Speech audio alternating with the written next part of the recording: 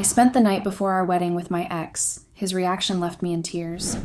I slept with my ex before my wedding day, and I know what you're going to say. I already know how this sounds. But before you judge me, just listen. I didn't mean for it to happen. I wasn't even planning to sleep with my ex, and I wish I was making this up. I wish I was writing this as fiction and not as something I lived through. I was honestly just stressed, emotional, barely sleeping with all the wedding prep. You know how intense those last few days are. My ex was what my friends and family always described as the one who got away. I didn't know if they were right or wrong, and I guess I wanted to make sure of that. When my ex reached out to me a few days before my wedding, he said he wanted to talk, to give me closure. He even said he wanted to apologize for how things ended between us. And I thought, okay, closure. That's healthy, right? So I went. I know I shouldn't have. But you have to understand, me and him, we go way back. He was my first love, first heartbreak, first everything, all in one, and we dated for years. We met in high school and stayed together through college. My family and friends had always loved him. My mom literally adored him. At a point, I even thought she loved him more than me. He was the golden boy in her eyes, super respectful, polite, funny, knows how to hold a conversation with anyone. He remembered birthdays, bought flowers, always greeted people with a warm smile, and knew exactly how to carry himself around adults. The type who helped clean up after dinner, asked about your day, and always said please and thank you. But we were not compatible, although it might not seem that way for others. Because to the outside world, we were hash goals. The couple that made it work. People used to say, "You guys are so lucky to have found each other so young." Truly, we did look great and happy outside, and not like things were not great with us. He just didn't see me the way I wanted him to. He never really heard me when I talked. When I'd say something bothered me, he'd twist it around.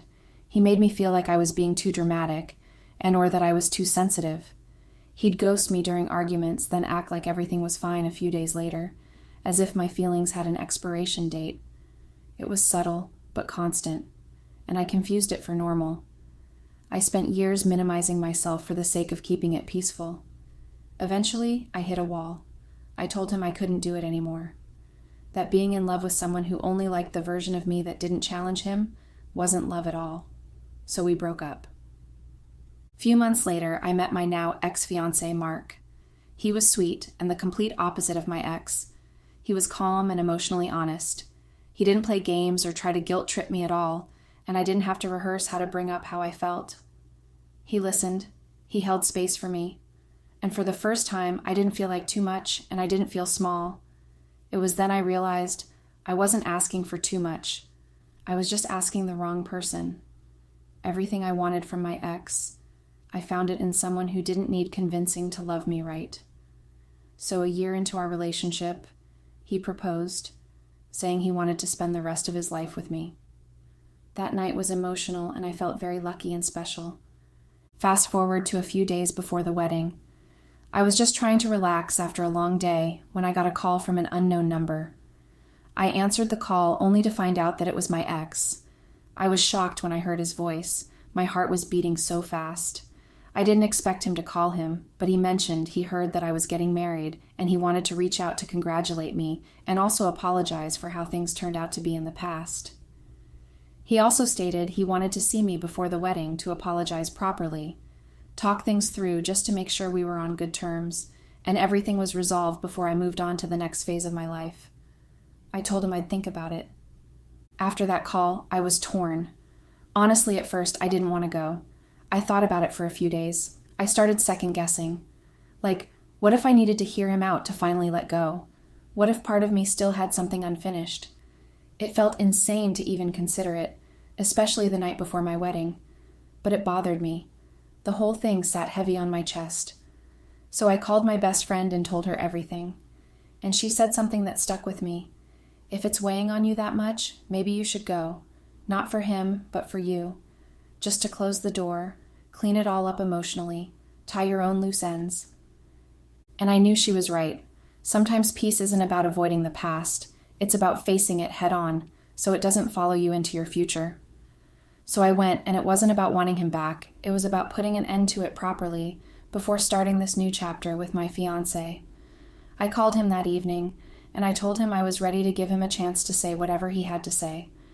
We agreed to meet at his place. I didn't meet him outside, I couldn't. And it's not because I had in mind to do anything bad, but because I was being careful.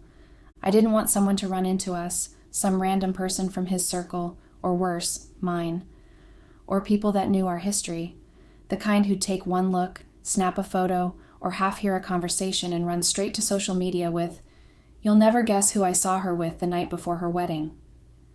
I knew how fast rumors spread, and I knew one wrong story could ruin everything I'd spent months building with the man I actually wanted to marry.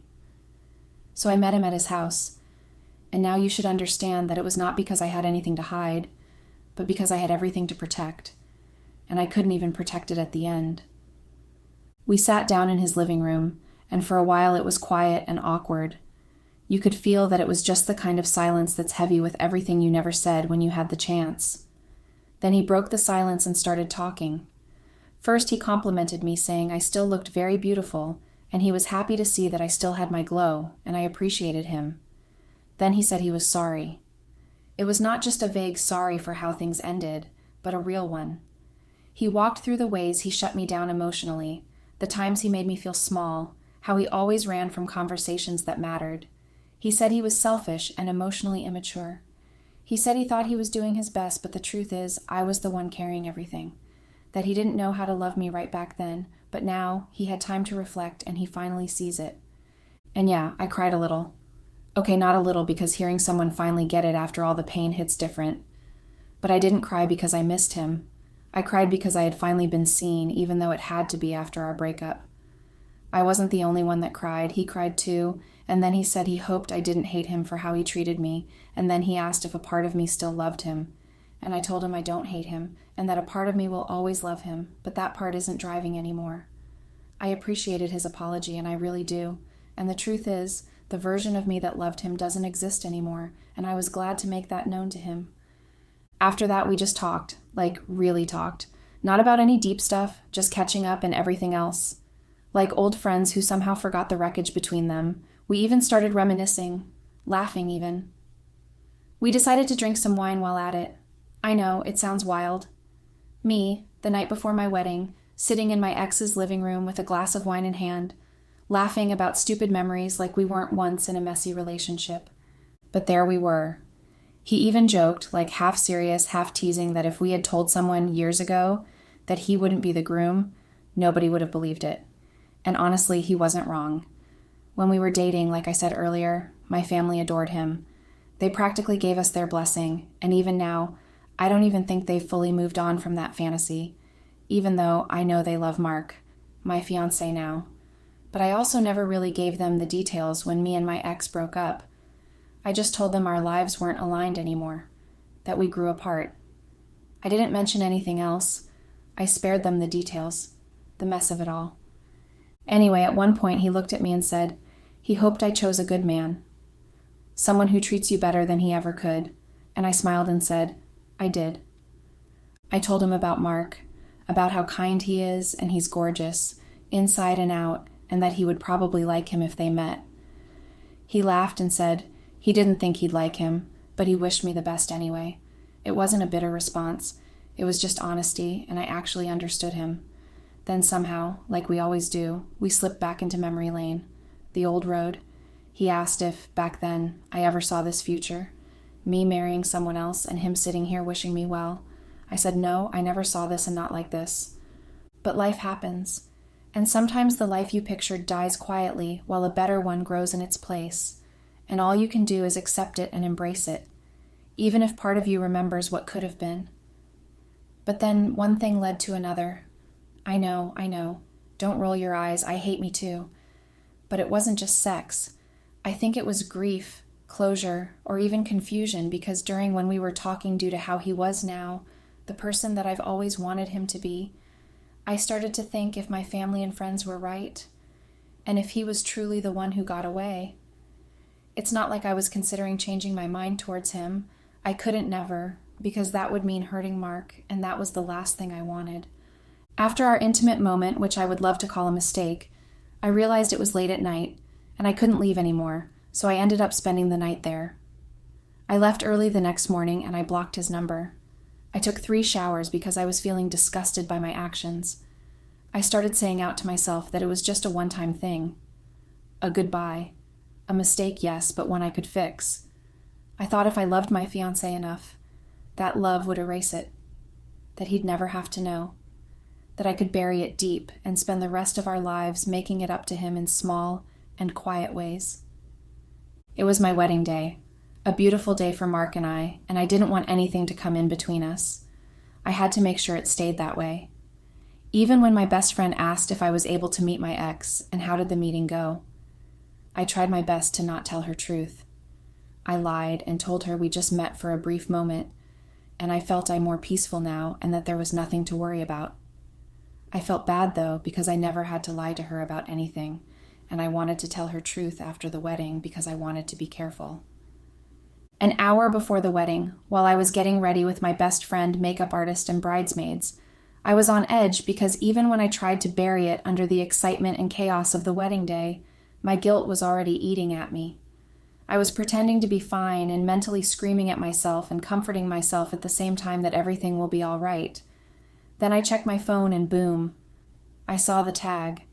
Turns out my ex had posted a cryptic Instagram story. Some things are better left unsaid, but I'm glad we said goodbye the right way, and tagged me. I panicked. I was so furious that I texted him, begging him to delete the post. I said people could misinterpret it, that today was my wedding and that he was being cruel.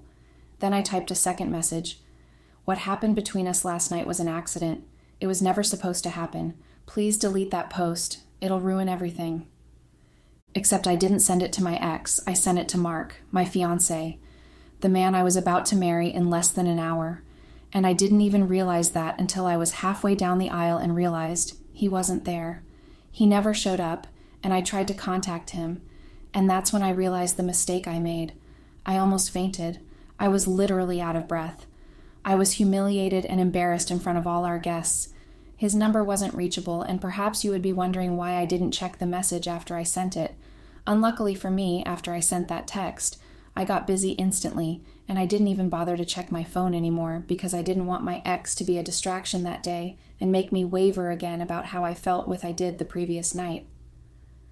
After I found out what I did accidentally, I sat down in the corner, veil still on, trying not to hyperventilate. My best friend was holding my hand, saying that maybe it was traffic or cold feet. I knew it wasn't that, but I didn't say anything. Mark wasn't picking up my calls, and then he sent me a message saying, "You made your choice last night. I'm just giving you the space to live with it. Don't look for me at the altar or anywhere else forever." And right after that, his phone was not connecting. He left me in tears, and I cried my heart out. My leg buckled. I remember someone screaming my name and someone else trying to keep the makeup from ruined. I don't even remember how I got home, or what my family told the guests. The next day I sat in the living room like a statue while my family took turns tearing Mark apart. My mom was the loudest. She said Mark was unreliable, and she knew something was off with that boy. She went further and asked, "Who leaves a bride at the altar like that and humiliates a whole family?" She was shaking with anger, and I just sat there silently without saying a word, and it's not because I agreed, but because I couldn't bring myself to stop them. I couldn't say the truth, that I was the reason he didn't show up, that it was my mistake, my decision to see my ex they loved so much, and how my text that blew everything up. I didn't want them to hate me. I didn't want to see that disappointment in their eyes. And honestly, I was already drowning in my own guilt and heartbreak, but more than that, I was mad at Mark too. Because yeah, I messed up, I own that. But he didn't have to do it like that in front of everyone, the guests, the church, my family. He humiliated me, and now I'm the talk of the town. The girl who got ditched on her wedding day. Nobody knows the full story, and I don't even have the strength to tell it, not even to my best friend. I just wanted a clean slate and a new beginning, but now it's all gone. I wished I had blocked my ex on social media when I blocked his number. I wished I did that too. None of this wouldn't have happened. Mark would never have known, and we would have gone on with the wedding and never looked back, because I never wanted to go back to the past, but somehow it followed me and tore everything apart. And part of me still thinks Mark should have forgiven me, because if you really love someone, You don't give up that easily, right? But Mark is avoiding me like a plague. Update. My ex heard about my failed wedding and came to comfort me. He said he was really sorry, and honestly, he looked and sounded like he meant it. I believed him. Then he joked that maybe the universe was trying to tell me Mark wasn't the right man for me, and that's why things ended the way they did. I know he said it just to keep me from overthinking, to make me feel better, but I couldn't help it. I couldn't stop thinking about it. My reputation took a hit, and even now, some people still haven't stopped talking about it. Then one evening, my mom told me that she had run into Mark. She said she scolded him about everything, and honestly, I couldn't even wait for her to finish. I cut her off and asked if Mark said anything. She said no, and that he didn't raise his voice or get defensive. He just acted respectfully and told her that I knew everything and that she should ask me why he didn't show up. When my mom turned to me with that question, I couldn't even look her in the eye. I wasn't ready, so I lied. I told her Mark was a liar, that I had no idea what he was talking about. I said he was just being manipulative and trying to deceive her. I even told her that if I wasn't banned from his house, I would have gone there myself to confront him. Yeah, Mark had told his security to never let me in again because I did show up almost every time after what happened at the wedding, but he made sure to totally avoid me. I was broken, I won't lie. Mark didn't try at all. Anyways, I became rageful after answering my mom's question, and she told me to calm down. Then I took my jacket and left the house, crying. My mother was super worried. I couldn't hold it in any longer, and I needed a place to confess, so I ran to my best friend and I told her everything. I cried and cried. I told it was an accident. My best friend did her best to comfort, although she was a little bit disappointed. Then after that day, Mark showed up at our place. I was shocked. A million questions ran through my head. Why was he here? What did he want? We had visitors over, just some of my mom's neighborhood friends. And for a moment, I thought maybe he regretted everything, and maybe he missed me. Because really, he had no reason to show up at our doorstep otherwise. He'd never spoken about what happened to anyone, not even once. So I didn't expect him to start now. Still, a part of me saw it as a chance, an opportunity. I wanted to use that moment to shut down all the gossip, the rumors from people who love to feed off the drama. You know, things like, look who came back begging. I wanted to flip the story, even if just for a second. He greeted my mother and the visitors that were home. They answered him, but it was clear from the tone of their voice and the expressions on their faces that they had a lot on their mind about him. There was even some silent whispering. He asked me how I had been, and I was shocked by the question. He seemed genuinely concerned about me, and it made me think I had the upper hand. Then, I actually believed the thought that he really did miss me, and had come crawling back to tell me that he was willing to let bygones be bygones. I told him I was okay, and next he asked for the engagement ring. Every nerve in my body sparked with excitement. He asked me how I had been, and he asked me about the engagement ring. I knew Mark was a big romantic, and he loved public displays of affection. And what better place to make things good with us again, if not amongst my mother's friends and neighbors? I was so excited, I pulled the ring and gave it to him, expecting that he needed it to propose again. Yes, I was still wearing the ring because I couldn't let go of the fact that I had lost Mark. I knew I made a mistake, and I was sure he had come to realize that it was a mistake as well, and he had forgiven me. But to my surprise, he just thanked me and turned to walk away. I was stunned, so I asked him where he was going. He looked confused. He said he wanted to go get my things in his car. I asked him if he wasn't going to propose again, so we could go back to being a couple. He looked at me like I was deranged and said he just came to get the ring because it was too valuable to let go and that I wasn't worth it. It was as though the embarrassment knew no bounds. My mother sprang up from her seat and yelled at him, asking if he wasn't satisfied with all the shame he had brought on my family. She asked why he was such a cruel man who wanted to drag her family name through the mud. Mark looked at me and told me that he could see I was still playing the saint, and that I hadn't told my mother what really happened. My mother looked at me, but I didn't say anything. Mark smirked and walked out. He got the rest of my stuff that was still in his house from the car and brought them in. There was silence in the room. My mother was looking at me, waiting, but I wasn't saying anything. Mark dropped my bags on the floor and told my mother that I cheated on him on the eve of our wedding. Everyone gasped in shock. My mother placed her hand on her chest. She asked if it was true. I hid my face, unable to answer her.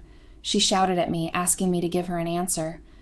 Tears began streaming down my cheeks, and I nodded slowly. My mother cried aloud, and her friends couldn't believe their ears. Mark simply walked away, and that was the last time I saw him. But you can imagine how pissed my mother was. After Mark left, she threw out the bags Mark just brought. She told me to get out of her house, that I was an embarrassment, I was evil, and I had no shame. I had lied to her face several times, making her believe Mark was the one at fault, only for her to be embarrassed in front of all her friends and neighbors. My mother threw me out of her house, and as you can imagine, news of my infidelity spread like wildfire in our neighborhood. I had to go squat in my best friend's place for some time, even though she was mad at me as well. Just when I thought my life couldn't get any worse, it proved me wrong.